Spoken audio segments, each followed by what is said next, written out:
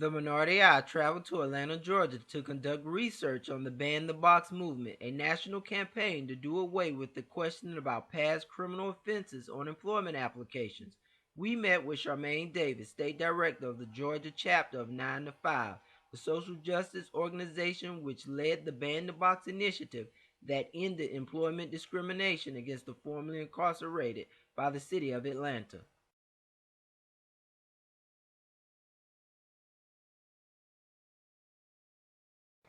Miss Davis, tell us a little bit about 9 to 5. 9 to 5, we're a community organization. Our mission is to build a movement for economic justice by engaging directly impacted women to improve working conditions. So we are recruiting members from our communities, and we're equipping them with the skills and knowledge and training that they need to bring about the type of change that they want to see in their communities and workplace. Okay, so tell us a little bit about the size of your organization, where your chapter is located, in what states. Well, here in Georgia, we have over 2,000 contacts that we're communicating with on a weekly basis. We're a national grassroots membership-based organization. We have two chapters in California, a chapter in Denver, Colorado, Milwaukee, Wisconsin, and of course here in Atlanta, Georgia. Okay, so 9 to 5, who are your target members? Who are the people that you advocate for? Our base are those women directly impacted by bad workplace policies, those women who need to want us to expand access to family leave or paid sick days, those women who are facing sexual harassment or discrimination in the workplace. Our base essentially is working women. Okay. Tell us a little bit about some of your campaigns here in Georgia. Okay. In Georgia, we're working on 2 issue campaigns. Our first campaign is a state campaign to pass a piece of legislation entitled the Family Care Act. The Family Care Act will allow workers to use their sick time that they have earned to care for a child, spouse, or parent.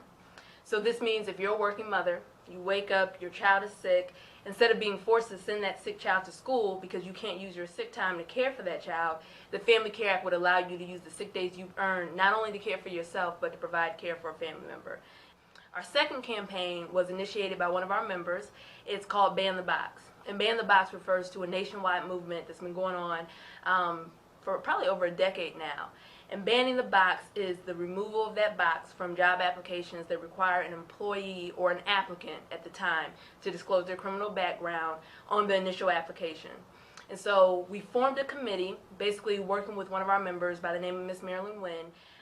We began to just talk about what are the different forms of discrimination that formerly incarcerated individuals face when they're trying to re-enter into the workforce after being released. And what we came up with is we wanted the city of Atlanta to be the first city in the state of Georgia and one of the few cities in the South, period, to remove that question asking about a person's criminal record from their initial application on the city level. And so we began organizing, working with the Human Resource Commissioner of the City of Atlanta, and basically we just had a short-term goal to get that question removed. And in response to our organizing pressure, the City of Atlanta removed that question from all city job applications as of January of 2013. And so now we're looking to build on that campaign, expand it to Fulton County, which is the county that Atlanta is in.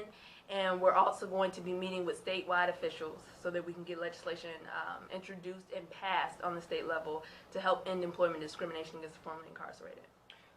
Tell us, why did 9 to 5 pick Ban the Box? Is that an issue that is impacting women, or? Oh, it definitely is. It definitely is.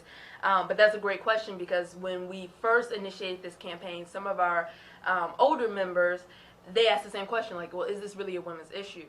And again, my answer was emphatically yes, because Black and Latino women are one of the fastest growing prison populations.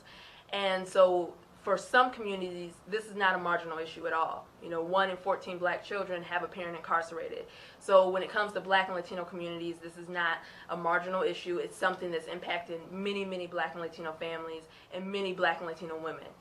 So we decided to take it on because women like Miss Marilyn, who was an active member with 9 to 5, she was directly impacted by it. And then as we started doing outreach into the communities surrounding our office, we found that so many women were being impacted by this. If they weren't directly impacted meaning that they were returning from prison and needing to re-enter back into society and gain employment. Their brother was living with them because he couldn't gain employment because of a criminal record. Their spouse was returning home and they were struggling to provide for their families because the spouse had a criminal record. So we found that a lot of women were either directly impacted by it or they were caring and having to provide financially for a loved one because they were directly impacted by it. So that's why 9 to 5 took this campaign on, in addition to one of our core values being that we are committed to ending all forms of discrimination in the workplace, including discrimination against the formerly incarcerated. Okay. If someone wanted to find out more information about your organization or to be a member, how would they get in contact with you and where would they go to find this information? Well, you can start by checking out our website, which is www.9to5.org. Once you go to the website, you can find out about the campaigns that we're working on, the different chapters across the country. You can find out what our core values are. So that's the first place that you can go to find out more information. Next, if you live in a city or a state where we have a local staff chapter, you can reach out to the local office. So if you're in the Georgia area or if you're in the southern region, it would be Atlanta 9 to 5. We're located in the city of Atlanta, just south of downtown, and our number and contact information is all on the website. Thank you for sitting down with us today. Thank you.